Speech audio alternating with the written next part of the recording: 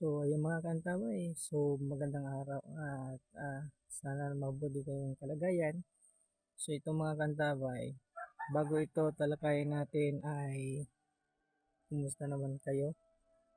At bihira tayong makapag-live o makapag-upload ng mga video kasi busy po tayo.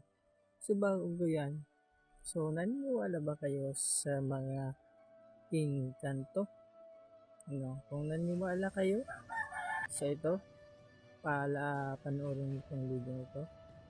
At ang tinuturing natin ay kanto o tinuturing natin na ating kaibigan. Kung kilala nyo ito at itong ay isang alamat at matagal na itong pinag-usapan.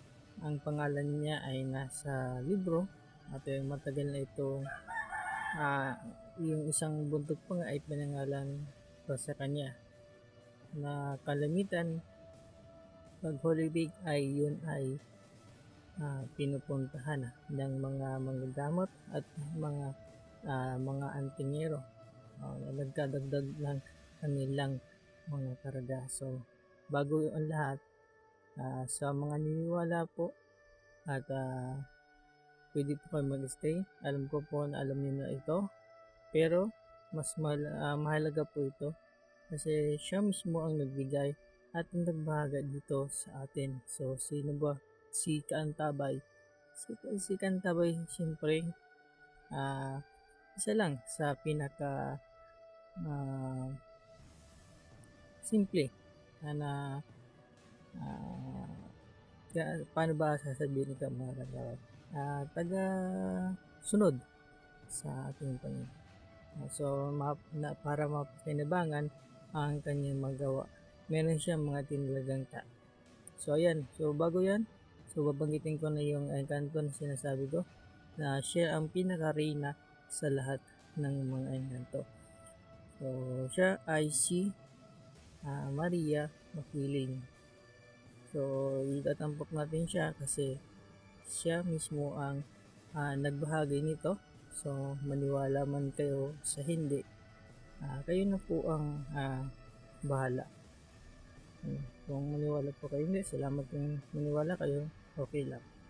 So, ito mga kantabay, senior niyo po ito sa akin at para makatulong po ito sa ating mga tao na nangailangan ng mga ganitong gamit. Kasi madami itong gamit. Ito yung tinatawag sa Ingles ng fossilized wood. So, milyong taon na bago ito nabuo. So, ayan. So, yung so, bihira at napakahirap po makakuha nito. Pero na lang sa mga lugar na So, makakuha man kayo nito,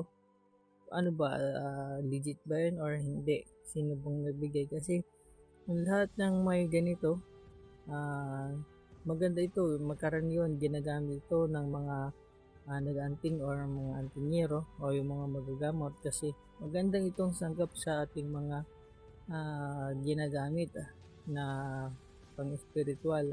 So, lalong ito, itong kahoy na naging bato. So, ito kasi pagka kinargahan mo ito, kahit walang karga, gumagana po ito. Lalong-lalo na pag legit na legit po yung ganito yung gamit. So, yung bahagi natin, bahagi ng ating kaibigan na si Reyna Maria Makiling.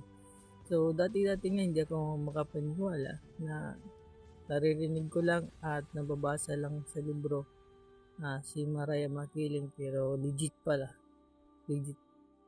So, siya yung nagbahagi nito. Maniwala man kayo o hindi, siya po yung nagbahagi nito sa atin. So, ayan. So, pinarasan na natin to. At mga may ilalabas po tayong mga iba at binahagyan na nito. At ito kasi kahit mo sandalin walang problema. So, napakatigas po nito na itong fossilized food na ito na So, ang gamit po natin pag tayo nito ay grinder. So, ayan mga kantabay. So, napaganda nito sa may mga negosyo. napaganda po nito. Yung lagi kang nababate, maganda rin ito. Sa kabalkunat, maganda din po ito. No, so maganda ito, malakas ang enerhiya na nanggagaling sa kalikasan. No, lalong-lalo na pagka ito nilagyan mo ng mga itinatawag natin na gawin natin itong cross. Gawin natin ito ng kwintas. Lagyan natin iba pang sanggap, pagaluin natin. So, pwedeng siyang gawing sing-sing. So yun mga kadami, napakaganda nun. Dahil sa nabanggit ko na mga kantabay ang sing-sing na inano ko, ito yung nagawa natin na sing-sing sa kanya. So napakaganda tingnan nyo. Pag nahugisan siya, napakaganda. Gagawin ko itong ukitan pa natin ito ng mga salita. Pero ang order sa akin ng ating kaibigan na Diwata, si Marie Makiling, ay lagyan natin dyan ng basta. So yan lang yung sinabi niya sa akin. So napakaganda nito. So powerful ito pag sinuto sa ito kasing ginawa ko mga kantabay, pang thumb mark ko po ito ginawa para kako hindi gaano makita. So yan, pag ganyan lang, pwedeng ganyan. So maganda ito. Malakas ito sa katawan, hindi ka basta-basta mapapagod ito. Ayan, 100% po talaga ito, kahoy na naging bato. So hindi lang yan ginawa natin. So ito yung iba, yung pinagtabasan natin. Yung iba siguro gagawin kong kutsilyo. Magadami po itong gamit. So ang payo ko lang sa inyo, magkaroon din kayo ng ganito. Huwag niyo basta ilalapag kung saan-saan kasi nawawala. Yan lang yung kung legit yung nakuha yung tinatawag natin na kahoy na naging bato. Kung legit. Kasi madami na pong nagpato nito. Kasi yung una kong nakuha, yung tangkok na engineer ko, na ganito rin yung kahoy na naging bato, ay yung mga binigyan ko naaliwalasan nila, nawawala bigla. Pero na kung hiling nila, yun, bumabalik yung gamit na yun, yung ganitong gamit. 100% may gabay yun. At pirarasyon nito ay napaka-importante po nito. Kahit kaunti lang o maliit lang mga kantabay. Kahit yung lang, paghahibla lang, kahit ganito lang ay may bisa. Maganda ito sa mga pangsangkap sa mga gamit.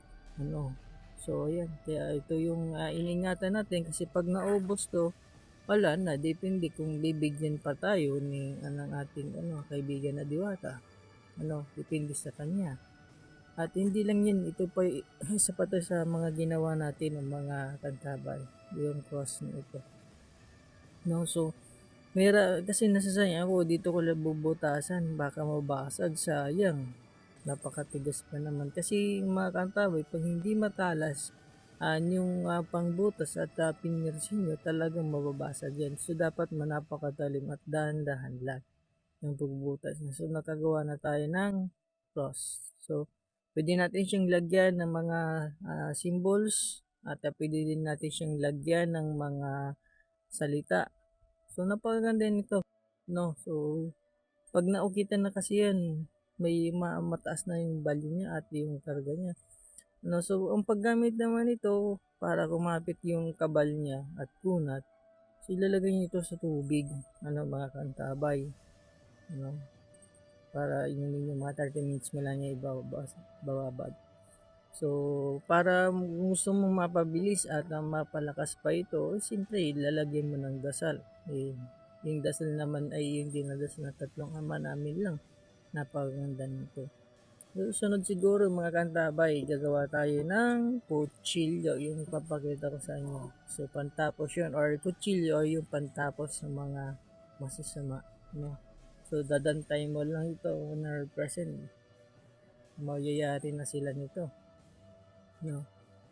So ito yung mga gawa natin. So yun yung mga gawa natin mga kantabay.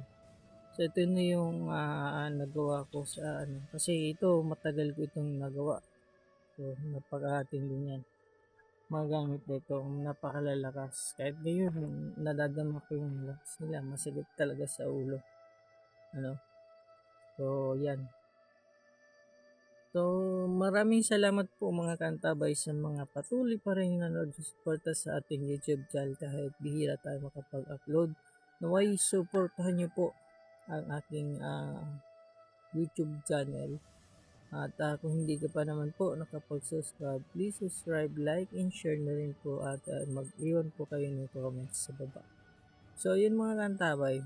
So, i-update ko kayo sa mga susunod na video ko.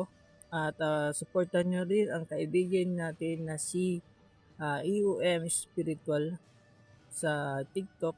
So, ilalagay ko po yung dyan, TikTok account niya para mabisita nyo rin siya. Kasi nag-upload din po siya about spiritual. At huwag niyong kakalimutan po. At maraming salamat mga kantabay na may asahan ko po kayo ulit. Maraming pong salamat sa patuloy sa suporta. Ingat po tayo. At God bless. Lagi pong magdasal. So, pag malalim yung kalaman, mas mayan ang kapangyarihan. So, lagi tayong magdasal. So, share ko lang bago tayo mag-end. Kung walang pahintulot nito, kahit gaano pa naman yung kalakas na gamit mo, pag walang pahintulot nila, hindi po yan gagana at depende po yan sa iyong mananalig o pagtitiwala. So, ayan lang mga share ko mga kantabay. So, patuloy nyo supportahan aking YouTube channel. Ingat tayo.